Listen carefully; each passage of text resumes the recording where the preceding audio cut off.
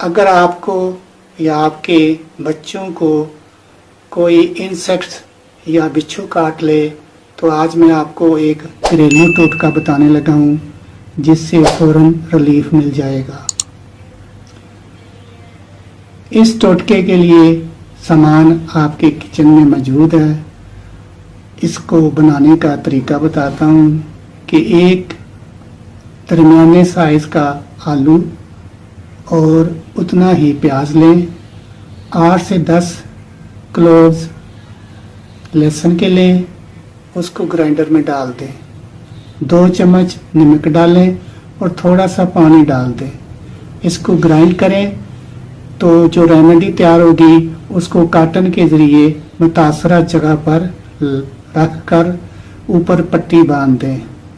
आप फ़ौरन रिलीफ महसूस करेंगे, दर्द की शिद्दत ख़त्म हो जाएगी।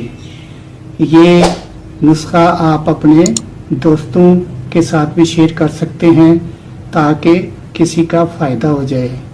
अगर मेरी ये वीडियो आपको पसंद आई है तो इसको लाइक करें, शेयर करें और सब्सक्राइब करें ताकि हर आने वाली वीडियो आप तक जल्दी पहुंच सके।